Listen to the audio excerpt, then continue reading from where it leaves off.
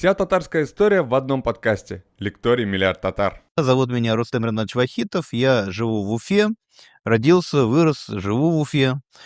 Я кандидат философских наук. Вообще-то я, как ученый, занимаюсь историей русской мысли, но прежде всего, конечно, русскими евразийцами 20-30-х годов. Но поскольку так получилось, что русские евразийцы — это мыслители-эмигранты, во время гражданской войны они были белыми, один из них даже в два белых правительства входил, Петр Николаевич Савицкий. Вот. Но, оказавшись за рубежом, они как бы во многом переосмыслили свои прежние взгляды, они, не принимая коммунистической идеологии, по-своему приняли революцию, увидели в ней выбор, так сказать, народов России. Вот. Ну и неоднозначно тоже относились к фигуре Ленина. Неоднозначно, в смысле, они находили и положительно, и отрицательно в нем, тогда как, большая часть эмиграции, разумеется, демонизировала Ленина, и все вот те всевозможные аргументы в кавычках, да, так сказать, порочащие его, которые мы сейчас слышим, вплоть до обвинений в шпионаже там в пользу Германии или Австрии, они все же еще тогда возникли и тогда муссировались в эмиграции. И вот через евразийцев, через Устрялова я как-то пришел к теме Ленина, но я, кроме того, что я ученый, я еще и политический публицист, давно уже выступаю, так сказать, в разного рода изданиях, печатался там, наверное, начиная с юности отечественных записок и кончая моей любимой Советской России, где я больше 15 лет сотрудничал, был даже членом редколлегии. Вот, и многие свои статьи как бы я посвящал Ленину тоже. Так получилось, что где-то уже, наверное, к 20-м годам накопилось довольно-таки много материалов. Часть из них вошла в мою книжку, которая называется «Революция, которая спасла Россию». Эта книжка вышла в 2017 году, в год столетия, так сказать, Октябрьской революции. КПРФ мне предложила войти в Национальный комитет по празднованию этого знаменитого события, и я, так сказать, участвовал, да, в этом праздновании. В Москве был прекрасный концерт, приезжали люди со всего мира, прям вот как-то я ощутил прям дыхание всей планеты. Там и французы были, и англичане, и немцы. Кобзон выступал, он еще был жив, но хотя очень сильно, конечно, уже был волен. Вот, и тогда же вышла моя книжка, потом она была переиздана, вот, совершенно неожиданно для меня она вышла еще на болгарском языке, причем я даже не знал об этом издании, случайно о нем узнал, то есть, наверное, это называется пиратское издание, но, с другой стороны, я благодарен, что в Болгарии есть интерес к этой теме. А в 26-м году вышло второе издание, вот, оно я с собой не захватил, но в интернете она есть, и вы можете ее купить. А несколько позже, когда вот уже, так сказать, в 2020 году был ленинский юбилей, потом еще я дописывал, вот так родилась эта книжка. Вот эта книжка представляет собой сборник моих работ, в основном это статьи, но это не значит, что эти статьи как-то вот между собой никак не связаны. То есть они группируются, создают определенную композицию. Называется она «Ленин и мы», потому что, как вы помните, наверное, люди старшего поколения очевидно помнят, у Сергея Александровича Есенина есть поэма «Анна Снегина», и в этой поэме лирический герой приезжает себе на родину, в деревню, и крестьяне, которые там слышали когда-то, что какой-то Ленин есть, да, поскольку он городской, грамотный, спрашивают его: скажи, что такое Ленин? Причем вот так именно так: что такое Ленин, да? И герой Есенина отвечает: я тихо ответил, он вы. И тихо ответил он: вы. Действительно, мне кажется, что теперь уже Ленин совершенно неотделим от нашей культуры. Теперь уже, когда мы говорим о Ленине, мы имеем в виду даже не столько человека Владимира Ильича Ульянова, да, который жил на этой земле, мы имеем в виду какой-то сгусток символических энергий, да. Как вот в Писании сказано, что если двое соберут во имя мое, то я с вами, да. Вот мне кажется, можно сказать, что если на этой планете 2-3 человека соберутся, начнут рассуждать о социальной справедливости, о победе справедливости на земле, то Ленин как бы незримо уже присутствует с ними, да?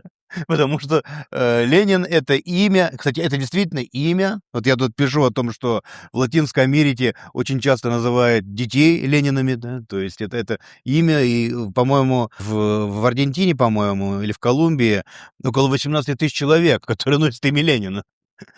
Вот, то есть, памятники Ленину стоят в Индии, причем индусы по своей национальной традиции украшают их вот гирляндами цветов. Это очень необычно видеть, да, когда вот наши туристы приезжают в Индию, идут по парку и видят, вдруг там стоит статуя Ленина, и у нее там висит гирлянда из цветов, да. То есть Ленина любят везде, где люди мечтают о лучшей жизни, где люди мечтают о том, чтобы сила угнетения ослабла, где люди мечтают о том, чтобы в этой жизни победила справедливость. Здесь я пишу и так вот тут есть оглавление, да, здесь я пишу Ленине по отношению к нашей стране. Вот здесь есть глава, которая называется «Ленин русский национальный герой», потом «Ленин и нерусские народы России». И также я пишу и о том, как Ленин воспринимается во всем мире, Ленин народ третьего мира, Ленин современная Европа. И тут же есть полемические статьи, которые отвечают на разного рода нападки на Ленина. Вот сегодня мы об этом поговорим в контексте темы федерализма, которую я хочу затронуть, да, потому что у нас очень распространена точка зрения, что Ленин якобы какую-то бомбу заложил под Россию. Да. Вот у меня глава так и называется, да, «Подложил Ленин бомбу под Россию». Ну и о многих других темах, я думаю, мы поговорим. Вы можете мне сказать, и очень много, часто молодые люди мне это говорят, когда я начинаю об этом разговор, что, ну, Ленин — это коммунистическая тема, да, ну, то есть когда-то, когда у власти была коммунистическая партия, когда марксизм был обязательным мировоззрением, да, человек, который не был марксистом, вынужден был это скрывать, мимикрировать под марксиста, да, иначе просто он не мог бы заниматься тем, чем он занимался. Ну, ученый, например, не мог просто даже в журнале там статью опубликовать, если там не было ссылок на Маркса, Ленина и Энгельса. Люди старшего поколения помнят, что в библиографиях работ того времени Маркс, Ленин и Энгельс, они не по алфавиту шли, как вот мы сейчас обычно пишем, да, а сначала вот шли Маркс, Ленин, Энгельс, да, а потом уже все остальные по алфавиту, да. Это что-то вроде сакральных текстов каких-то было, да, которым везде, у всех, да. Я вообще-то по первому образованию физик, я закончил кафедру теоретической физики Башкирского госуниверситета, а потом я учился еще одновременно по индивидуальному плану, плану философского факультета, потом поступил в аспирантуру по философии, читал диссертацию, но я вот помню. Почему я это вспомнил? Я помню, у нас на втором курсе была лекция по общей физике. Это была еще перестройка, еще, так сказать, у власти коммунисты были. И вот наш лектор вышла на кафедру и начала словами, что вот Владимир Ильич Ленин в своей работе «Материализм и эмпириокритицизм» писал: «Электрон так же неисчерпаем, как атом». Да, и вот сегодня мы с вами поговорим про атомную физику. Ну, то есть, казалось бы, где Ленин, да, вот, а где атомная физика, но тем не менее, с одной стороны, вот даже здесь нужно было Ленина вспомнить, а с другой стороны, у Ленина ведь в произведениях было что-то об этом, да, насколько был универсально, вообще мыслящий человек, да, ведь он же, собственно, был юрист по образованию, он закончил экстерном юридический факультет Петербургского университета, начинал учиться в Казанском университете, вот здесь, да, а закончил экстерном Петербургский университет. Ну и, казалось бы, вот, а при чем тут там атомная физика? Но ведь он интересовался и философией, и новейшими открытиями в физике. И все-таки вот было, что сказать нашим лекторам, да, упоминая Ленина в контексте атомной физики. Но я вот говорил о том, что все-таки тогда это было обязательное мировоззрение. И очень многие говорят: а сейчас? А зачем вообще сейчас все это нужно, да? Вообще, так сказать, какая разница, какой там Ленин? Но я всегда напоминаю о том, что Владимир Ильич Ленин был не просто выдающимся деятелем там коммунистического, рабочего, пролетарского движения, которого, безусловно, всегда будут коммунисты, социалисты ценить, да, и видеть в нем свой идеал. Владимир Ильич Ленин был основателем нашей российской республиканской государственности, да.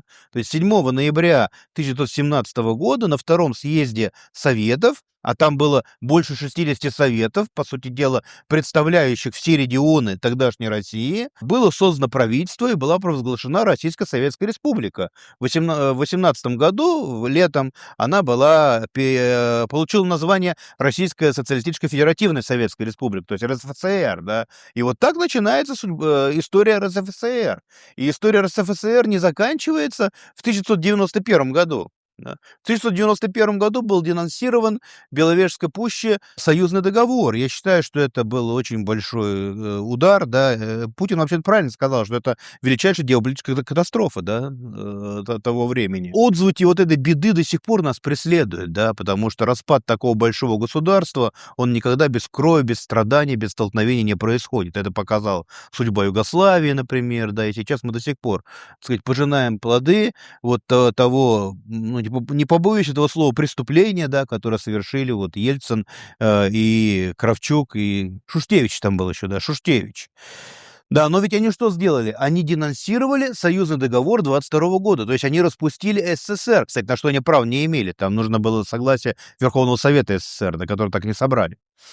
Горбачеву не хватило силы воли объявить, что для этого нужно собрать Верховный Совет СССР, и пускай он решает, да, принимать эти соглашения или не принимать, да. Хотя у него была для этого власть, он мог так сказать, да. Но тогда бы ему не дали большую пенсию и не разрешили бы в Новой России создать фонд Горбачева. Ведь на самом деле, ну, я об этом статью писал, и как-то документы поднял, я был, конечно, совершенно поражен. Я думал, почему же он так с Ельциным как-то вот мягко обошелся. Я немножко отвлекусь. Никто никогда не задумывался, почему в Беловежской пуще они устроили вот эту свою, так сказать, сходку, да, которую распустили СССР. Потому что там рядом польская граница. И у них была договоренность с польскими властями, что в случае, если Горбачев отдаст приказ об аресте, а они же антиконституционные деяния совершали, да, Горбачев вполне мог на законных основаниях отдать приказ об аресте, да, вот. И у него были, он еще был президентом СССР, у него были войска КГБ СССР, которые выполнили бы этот приказ, да, и тогда они бы все втроем бежали бы в Польшу, там правительство в изгнании бы создали или что-нибудь такое. Но Горбачев так не сделал. Ельцин бы на его месте так бы сделал. Он был человек очень такой черный политик, на мой взгляд, но он был политик решительный. Чего не отнимешь, решительный политик. Горбачев побоялся. Я все думал, чего же он так боялся, чего же он так все миндальничал с Ельцином. А потом выяснилось, что он же добился от Ельцина, чтобы ему сохранили государственную охрану, государственную, уже в независимой, в Новой России, государственную дачу, ему платилась огромная пенсия, там, и так далее, да. Ну, что ж тут говорить, да?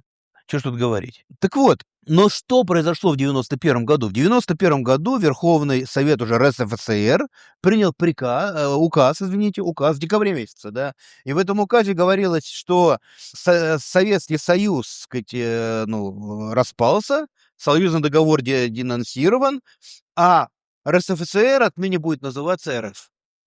То есть само государство не изменилось, да?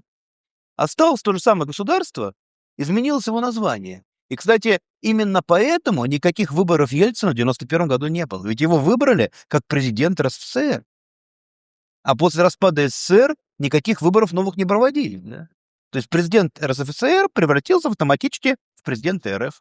Да? Территории РФ, РСФСР стали территориями РФ. Войска, которые были дислоцированы на территории РСФСР, стали армией РФ, да, и так далее, и так далее. Я скажу более, когда в 2014 году Владимир Владимирович Путин выступал вот своим докладом о присоединении Крыма, возвращении Крыма в родную гавань, как сейчас говорят, ведь он апеллировал к документам РСФСР, не к тому, что Крым входил в состав Российской империи, а к тому, что он некогда входил в состав РСФСР, да. То есть, если уж говорить правду, да, с точки зрения юриспруденции, так сказать, именно Ленин создал то государство, с которым мы сейчас живем. Да, у нее сейчас другой экономический уклад, да, другая идеология, но огромное количество черт ее роднит с тем, что было вот до 91 года. Не говоря уже о том, что Российская Федерация является наследницей СССР. Да, и это отражено в международных документах. Например, мы заседаем в Совбезе ООН и занимаем там место Советского Союза, да, потому что у Российской Федерации там места никакого не было. РСФСР существовала в составе СССР, но не имела представительства в Совбезе ООН, да. В Совбезе ООН мы представляем Советский Союз фактически, да. А первым главой Советского Союза, да, ну, а у них было, совершенно верно. Но там Сталин сам себя перемудрил. Он решил получить 3 места в Совбезе, поэтому он там провел туда и украинцев, и белорусов. Но он же не думал, что будет через 40 лет, да. Но тем не менее, посольства СССР достались Российской Федерации и так далее, да. То есть Вот, недавно у меня была очень такая жесткая дискуссия, но она, естественно, недавно была, поэтому не вошла в книгу, с современным, я бы не назвал его историком, он даже не является кандидатом исторических наук, но считает себя великим историком, да, Александром Дюковым. Вот он сейчас написал статью, а сейчас и грозится написать книгу, где он всячески доказывает в кавычках, конечно, что Ленин был австрийским шпионом и так далее, да. Естественно, никаких доказательств у него нет. Там черным по белому он написал, что никаких соответствующих документов обнаружить не удалось, но есть, говорит, много других документов, которые на это намекают.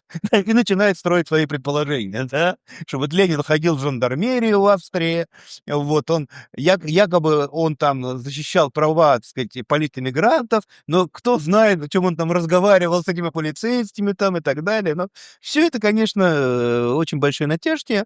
А для чего все это делается? Для того, чтобы опорочить имя Владимира Ильича. И вот я ему сказал, и я написал об этом, и я много уже об этом пишу, и буду писать, что попытки опорочить имя Владимира Ильича — это же на самом деле удар по легитимности нашего государства.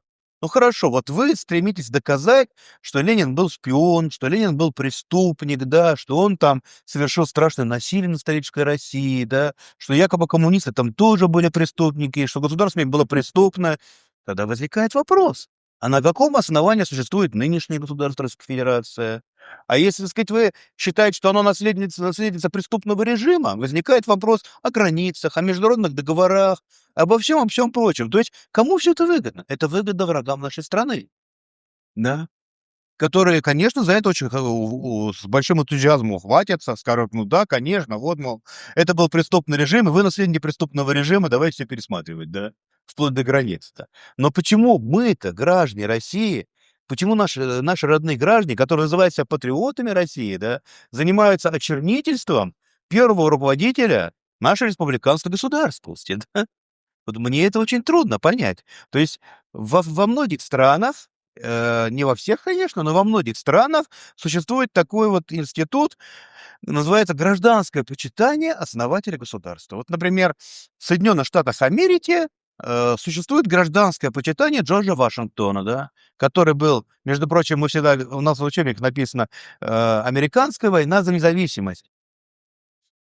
Сами американцы это называют американской революцией, да, между прочим. Ну, просто у наших нынешних идеологов при слове "революция" язык в трубочку сворачивается, и они говорить уже ничего не могут, да? И они само это слово очень страшно боятся. Поэтому страшно признать, что и Америка возникла тоже в результате революции, да? Так вот, в Америке называется американская революция. И Джордж Вашингтон, да, это первый руководитель американского государства. И да, к нему очень сложные отношения. Например, негритянские организации и вообще организации цветных, да, colors, как они говорят, они и критикуют его за то, что он был рабовладельцем. А он был рабовладельцем. И тут это не скроешь, это исторический факт. Но тем не менее, да, в честь него назван город, он изображен на национальной валюте, существует там его, там, по-моему, каньон, и выбиты там в камне фигуры вот этих основателей американского государства и так далее, и так далее, и так далее. Ну, я уж не буду говорить про такие примеры, как, например, Мустафа Кемаль Ататюрк в Турецкой Республике. То есть вот основатель Турецкой Республики Мустафа Кемаль Ататюрк. Вы к нему можете относиться в Турции как угодно, да, вы можете, может быть, не согласны быть с ним в чем-то, да, вот, но там существует закон, который защищает, так сказать, память Мустафы Кемаля от всякого рода очернений, да. И если вы будете говорить, что вот, а я тут вот документы копаю, чтобы доказать, что он шпион, а я вот считаю, что вот он такой, сказать, там, репрессии осуществлял, еще что-нибудь, ну, к вам просто придут и, сказать, увезут вас в соответствующее учреждение. Почему? Потому что вы подрываете легитимность самого государства. Государство создано Кемалем, да, и все, с этим ничего не поделать, да. Так вот, я считаю, что все-таки нам, наверное, нужно относиться к Ленину как к отцу-основателю Российской республиканской государственности. И, кстати, я думаю, что вполне можно было бы и 7 ноября праздновать как именно праздник республиканской государственности, День Российской Республики. Потому что возникла Российская Советская Республика именно в этот день, да, во время Второго съезда Советов. Чем отличается гражданское почитание от того, что было в СССР? В СССР существовал, ну, давайте, я не говорю, что там в отрицательном смысле, в положительном смысле, но давайте называть вещи своими именами. Культ личности Владимира Ильича Ленина, да? То есть Ленин воспринимался как идеальный правитель. В нем не было ни одной отрицательной черты, да? То есть все, что он делал, было совершенно замечательно. Критиковать Ленина не то, что там, да мне кажется, даже диссидентам в голову не приходило критиковать Ленина. Сталина критиковали, Сталин был такой вот полубог, да, наполовину хороший, наполовину плохой. Вот, кажется, неизвестный на могиле Хрущева поставил бюст, и там половина из черного камня, половина из белого. Вот мне кажется, именно Сталин достоин вот такого памятника скорее. А вовсе не Хрущев, который мелким, мне кажется, чиновником был. Вот, а именно Сталин такой черно-белый был, да. А Ленин был совершенно белый, да. Ленин был такой вот добрый полубог. И, кстати, это сыграло очень злую роль в постсоветской судьбе, да, вот, образа Ленина, потому что те люди, которые изображали его совершеннейшим идеалом, где там пылинки негде упасть прямо на его светлый образ, да, они все перевернули и теперь как демоном каким-то воплоти его изображают, да. Даже не задумываясь над тем, что, ну, исторически нужно подходить к этому. Ленин никогда и не стремился выглядеть добрым дедушкой, да, который всех гладит по голове и никогда приказов о расстрелах не отдавал. Он был диктатором республики. Он якобинцев считал, так сказать, своими предшественниками, относился к ним с очень большим уважением. Да и вообще-то, если мы возьмем, так сказать, его противников, там, Колчака, например, Врангеля, Деникина, да, они тоже были диктаторами. Они тоже осуществляли террор, да, был и белый террор. Они отдавали приказы о расстрелах. Устрялов, который, кстати, потом вот за границей пересмотрел свои взгляды и стал к Ленину ну, гораздо лучше относиться, да, но во время гражданской войны он был у Колчака, он же Колчаку предложил даже концепцию диктатура ради демократии. Он считал, что вот нельзя, так сказать, бороться с большевиками, либо лучше диктатором, да, но это была эпоха разных диктаторов, да, в том числе и Ленин был красным диктатором. Кстати, русский историк Георгий Вернадский, который эмигрировал в Америку потом, в Америке школу создал, да, он же книгу даже написал, так называется она «Ленин. Красный диктатор», да. И слово «диктатор» в те времена не было ругательным, да. Как Ленин говорил, революция не делается белой перчаткой. Так вот, нет, это ленинские слова. Это ленинские. Ну, Сталин, наверное, повторял, да, но это ленинские слова. Так вот, поэтому, конечно же, вернуться вот к тому культу, изображавшему какого-то вот такого доброго сверхчеловека, в какой-то мере заменявшего советским людям религию, я считаю. Все-таки я думаю, что не правы атеисты, когда они говорят, что вот человек может прожить без религии. Человек все равно тоскует в какой-то высшей сверхчеловеческой силе, да, и ищет ее себе. И если ему Бога не дать, то он начинает себе придумывать Бога, да, обожествлять каких-то, может быть, великих исторических деятелей, да. Вот. В каком-то смысле советским людям Ленин заменял Бога, да, к чему он никогда, собственно, не стремился, на самом деле. И его бы ужаснуло, если бы он об этом узнал, да. Но, тем не менее, вот так сложилось исторически. Но теперь-то этого не нужно.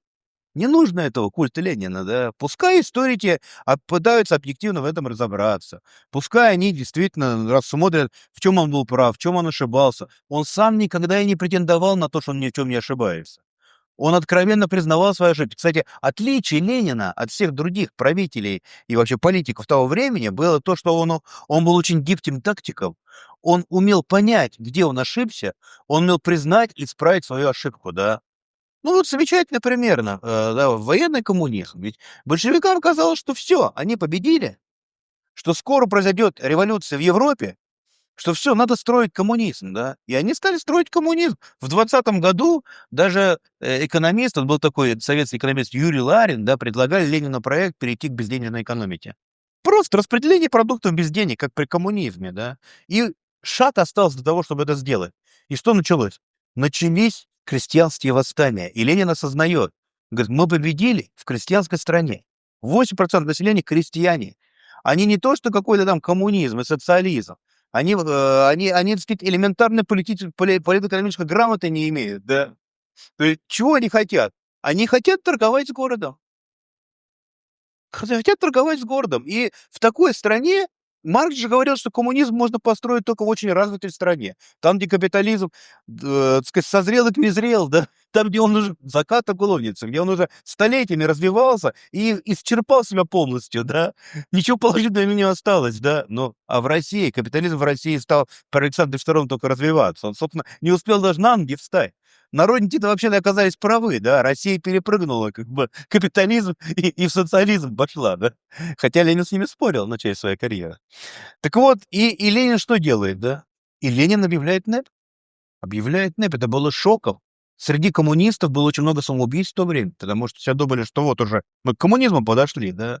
А вдруг Ленин говорит: нам надо торговать, нам надо договариваться с селом, нам надо свою собственную буржуазию создавать, нерпанов, да, но только контролировать их, да, чтобы они под нашим контролем свои капиталы создавали, с государством делились. Вот насколько был гибкий политик, да. И, кстати, мы вернемся к теме его гибкости, когда будем говорить о федерализме, да. Ну ладно, давайте сейчас скажу, что, так сказать, 2 раза не ходить, да.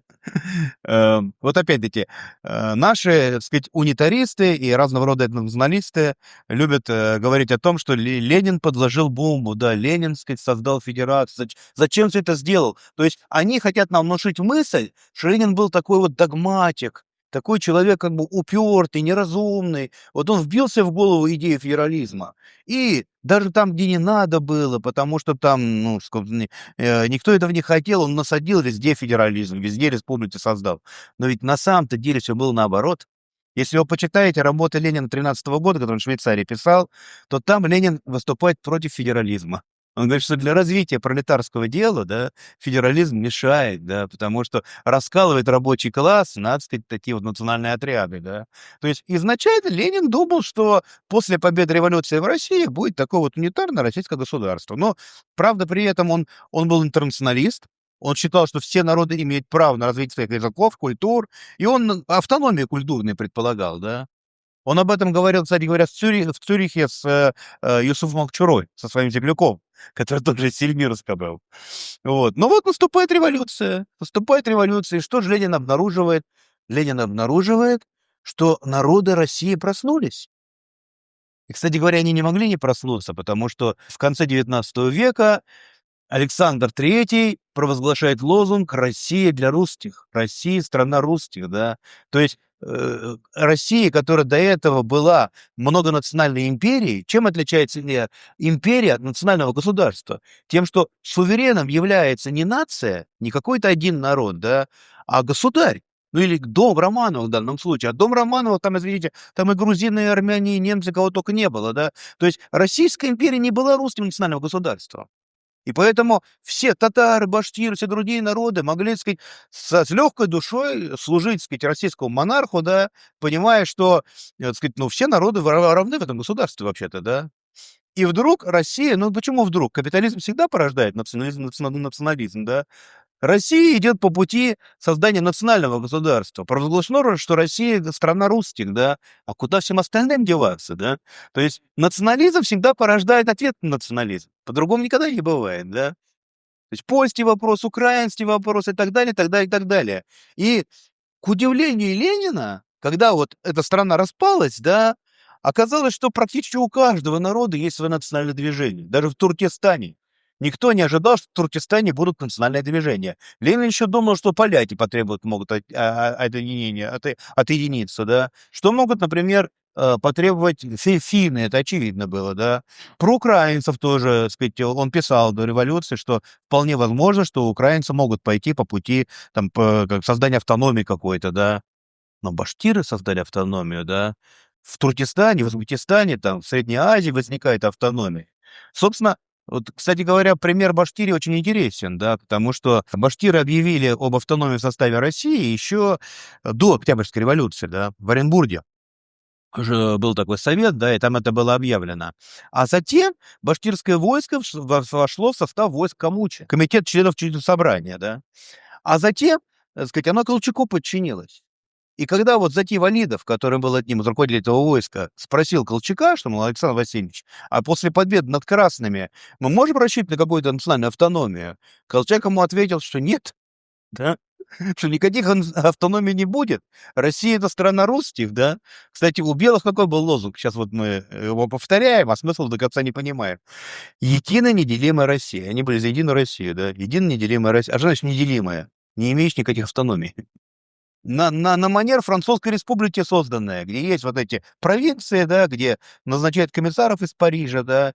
То есть белые, кстати, почему-то нас белых как монархистов воспринимают, как реваншистов, они вообще-то якобинскую модель в национальном вопросе отстаивали, да, французскую якобинскую модель. Вот. А красные, как это ни странно, жерандистскую модель отстаивали, да, если уж говорить терминами французской революции. И И Валидов переходит на сторону, вместе с большинством башкирского войска, переходит на сторону Ленина, да. И башкирское войско сыграло решающую роль в разгроме Юденича под Петроградом, да. Ничего не понятно, как бы там сложилось вообще, если бы не они, да. И так во многих других случаях, да. То есть почему Деникин не победил на Украине, да? Потому что Деникин восстановил против себя всех, да? Против него воевала Красная Армия, против него воевали махновцы, против него воевали петлюровцы, украинские националисты, да? Потому что он был за единую неделимую Россию и не хотел ни с какими национальными движениями хоть какой-то компромисс входить, да? А большевики поступили умнее. Большевики, увидев, что, ну, народы проснулись, возникло национальное движение, но эти движения неоднородны. Там есть левое и правое крыло. И, в общем-то, левые не против сотрудничать с красными, да, с большевиками-интернационалистами. И они вступили с ними в союз. И этот союз оказался плодотворным, да. И, конечно же, Ленин был вынужден принять, так сказать, федералистскую программу. Вообще-то это эсеровский был лозунг, да. Федеративная Россия был эсеровский лозунг, да. Кстати, как и декрет о земле, тоже вообще-то эсеры на самом деле написали, да. Но Ленин был реальный политик. Он понимал, что если народ чего-то хочет, вот, допустим, у большевиков есть своя аграрная программа, но крестьяне ее не хотели, а хотели эсеровскую. Он им дал эсеровскую. Или вот, допустим, до этого большевики были унитаристы, а народы России захотели федерации. И прямо это показали своими действиями прямо, да. И он им это дал. Да. Так что еще неизвестно, кто подкладывал бомбу под Россию. Но, допустим, бы, в силу каких-то исторических случайностей, хотя вряд ли это могло бы быть, победили бы белые, да, со своей идеей единой неделимой России. И начали бы после своей победы не просто, так сказать, добивать большевиков, убивать евреев, потому что они бы устроили Холокост. Они бы настоящий Холокост строили с территории России. Еще до Гитлера, да. Потому что там у них какие еврейские погромы были вообще на территории, которую контролировали белые. Они бы еще и стали национальное движение уничтожать. За то, что с красными сотрудничали и так далее. И тогда бы действительно взорвалась бы бомба, да. Вот. То есть Ленин не бомбу подложил под Россию. Ленин собрал Россию. Солженицын, казалось, человек, который не очень-то любит Ленина, да? Не очень-то любит Ленина. Он же сказал, Ленин не пришел к власти в России. Ленин подобрал власть с земли. Она на дороге, на земле лежала, да? Не было уже никакой России, когда Ленин пришел к власти. Она распалась. Февралисты не сумели удержать власть. Уже образовывали разные протогосударственные такие образования. Вот. А Ленин собрал, понимая, что одним из главных лозунгов, под которым можно собрать эту страну, да, это лозунг федерализма. Лозунг федерализма. Такая сложная, такая, так сказать, многообразная страна, где много народов живет. И, кроме того, страна, которая вступила на путь модернизации, да, а модернизация всегда приводит к пробуждению национального чувства какого-то, да. То есть она не может вне, так сказать, вот конструкции федерализма существовать. Да, она в унитарном состоянии не может существовать. Я хотел продемонстрировать здесь вот такую какую-то гибкость мышления Владимира Ильича. То, что это был, так сказать, вот, действительно реальный политик, который умел чувствовать веяние своего времени, да. Да, я считаю, мы можем не любить Ленина, мы можем отрицать коммунистическую доктрину и считать ее утопической. Кстати, тоже не коммунист, да. Вот. Но мы не можем не признать, что счастье России состояло в том, что у власти в это время оказался человек, который обладал очень гибким умом, да, очень такой вот чуткостью большой по отношению к тому, вот что хочет население, да, и способностью договариваться с кем угодно. С башкирами, с татарами, с кавказскими народами, да, с украинцами, с белорусами, да, лишь бы, так сказать, сохранить это государство, да, лишь бы сохранить государство. И ему это удалось. Но удалось это ему еще, по большому счету, вот когда мы сейчас говорим, что мы Ленина должны почитать как, по сути дела, создателя республиканской государственности, как человека, который распавшуюся Россию, распавшуюся империю собрал вновь, на новых основаниях, но собрал вновь, да, как на созидателя российской государственности. Вот. А почему это стало возможным? Вот это очень интересная история, да?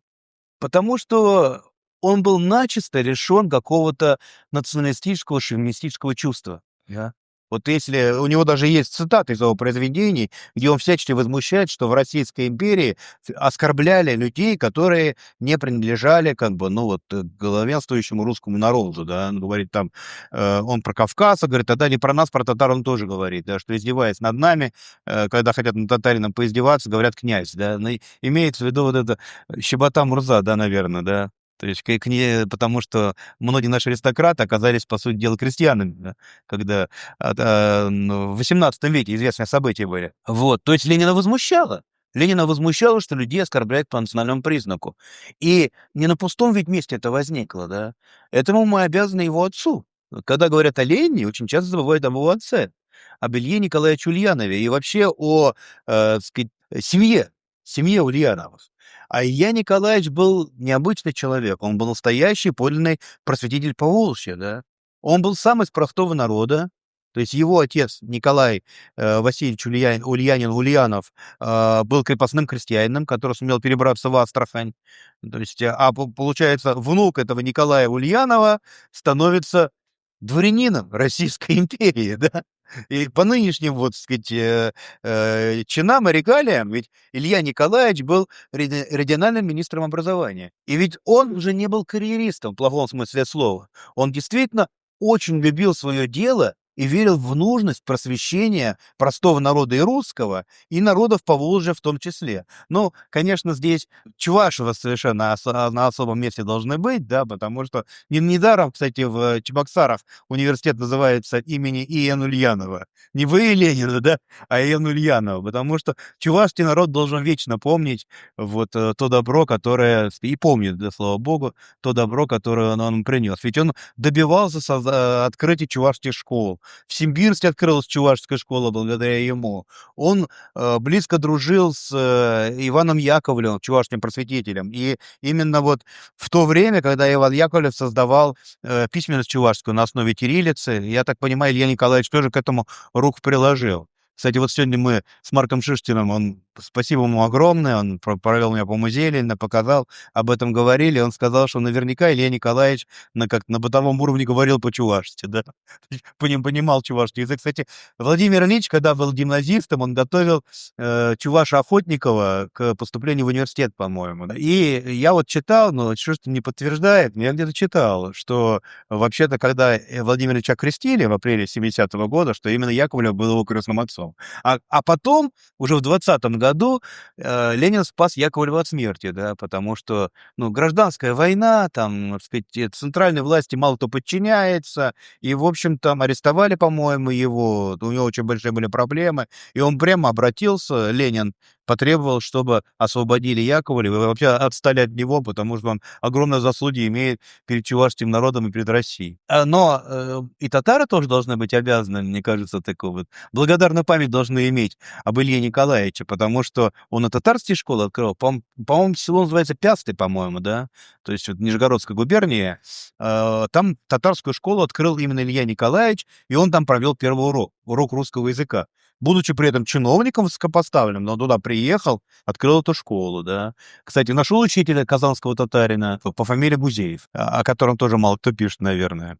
Вот Илья Николаевич вот внушил эту мысль Владимиру Ильичу, да, что, так сказать, все люди, независимо от их национальной, этнической принадлежности, равны, да.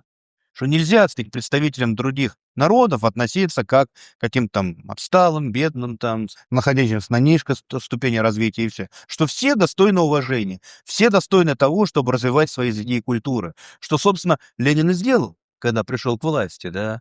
Мы же сейчас часто забываем, что, по сути дела, ведь в 20-е годы, вот, когда еще ленинское вот это, так сказать, живо было наследство, это было время, ну, фактически свободного развития наших национальных культур, да. Когда еще там в университетах, в институтах по-татарски преподавали, да, не только на татарском, да, на чувашском, на татарском, на башкирском преподавали, да. У нас же в Конституции написано, что все уровни образования, так сказать, могут быть на всех языках России, да, но у нас же нет ни одного вуза, где преподавание велось на национальном языке, да. А Ленин это провозглашал, и в 20-е годы это делалось, да, и действительно бурно развивалась наша национальная культура, да. Собственно, вот Муса Джалиль, наш великий поэт, да, Ведь он же в 20-е годы сформировался-то, да? Ну, и он вообще-то в Оренбурге в медресе учился, но в 20-е годы он сформировался как поэт. Кстати, мало кто знает, что он с Варламом Шаламовым в одной комнате жил в общежитии в Москве, между прочим. У Шаламова есть даже воспоминания о нем. Ну, он его Мусат Джалилов называет, да? Но они были знакомы. И интересный момент, которым я, наверно, закончу, да, поскольку мы говорили о Ленине и Татаров, вот, ну, это, об этом уже писали, это просто как популяризатор выступаю или как историк. Я не историк. Вот был такой казанский большевик Бахметьев, он был в составе делегации, которая в 20-м, по-моему, году приехала в Москву, и они встречались с Владимиром Ильичем. Вот, и Владимир Ильич очень так живо, ну, вообще же очень живой был человек. Он совсем не был похож вот на тот какой-то величественный образ, который изображает. Да, кстати, у Горького есть воспоминания о нем. Он говорит, что мне говорили, вот Ленин, он такой теоретик, такой умный человек. Я, говорит, приехал на съезд партии, какой-то, говорит, маленький, крутится весь, все время смеется. Ну, несерьезный человек. Вот Георгий Валентинович Плеханов, вот он стоит вот так, как Наполеон, да, и все его внимают. Сразу видно, что он вождь, да. А этот, мол, фертом крутится, как он вождь, да. Но на самом деле, действительно, Ленин очень живой такой, живчик был. Вот. И он, конечно, стал интересоваться, что в Казани, как в Казани, и спросил Бахметьева, мол, а татарский язык-то знаете? Тот говорит, ну нет, я же русский, вот живу в Казани, но, конечно, татарского не знаю. Он говорит, а надо знать. Надо знать. Русские коммунисты должны знать татарский язык. Татарские коммунисты учат русский язык, знают русский язык. А почему тогда русские коммунисты не знают татарского языка, да? И еще Ленин поинтересовался, публикуются ли стихи Тукая, да? Он сказал, что вот это же поэт, который Пушкин, Лермонтов переводил на татарский язык, да? И все так были удивлены, что он что-то знает о Тукае, оказывается. Ведь Ленин здесь, в Казани-то, немного пробыл, да? Ну, он поступил в университет, там буквально несколько месяцев проучился, вынужден был отчислиться. Кстати, насколько я понимаю, его не отчислили, а он сам заявление подал, да. Вот. Но потом он был в ссылке в Кокушкино, потом сюда еще вернулся, но все равно не очень долго здесь пробыл. Но тем не менее, вот как-то он действительно, у него универсальный был ум, он всем интересовался. Вот что-то он где-то слышал о Тукае, да. Несколько каких-то татарских фраз схватил, потому что потом Хусаинов, который был родственником вот, основателя медресе Хусания, а в 20-е годы он в Москве работал при, ну, как сейчас, при МИДе бы сказали, да. То есть при на дипломатической работе он встречался с Лениным, и по его воспоминаниям он был удивлен, что Ленин приветствовал его по-татарски несколькими словами. То есть, ну, он татарский, конечно, не знал, да, но несколько фраз знал. И посчитал, что человеку будет приятно, если ему скажут на родном его языке поприветствуют. Это тоже говорит и о тактичности очень, очень большой человека. Вот, собственно, об этом моя книга, и об этом я и хотел рассказать. Да, я повторяю, мне кажется, что мы должны вообще-то, конечно, не обязательно идеализировать Владимира Ильича. Мы не обязаны признавать все правильным, что он делал. Безусловно, конечно, есть люди, которые, ну, которые всегда будут скорбеть по поводу террора, там, преследования церкви и так далее, да. Но мы должны понимать, что этот человек, которого из истории России не вычеркнуть. Этот человек, который и очень много доброго и хорошего принес нам. Да? Это человек, который, по сути дела, снова собрал распавшееся государство, да, под другим флагом. И это, в конце концов, основатель Российской Республики, да, которого мы должны почитать, так же, как другие народы тоже почитают основателя своих таких вот модернистских современных государственностей. И, ей-богу, к этому основание есть, чтобы его почитать, да. Потому что он настолько был уникальной личностью, что, ну, наверное, вот если мы в любой стране мира спросим, что вы слышали о России, о каких российских деятелях вы знаете, да, то, безусловно, вспомнит, конечно, там Толстого, Достоевского, может быть, Чехова, да, и обязательно вспомнит Ленина. Обязательно вспомнит Ленина. То есть мы не должны отказываться от своего наследия, да, мы должны свое наследие беречь, вот, и стремиться как-то вот его вписать в современный контекст, да, ко всеобщему нашему благу.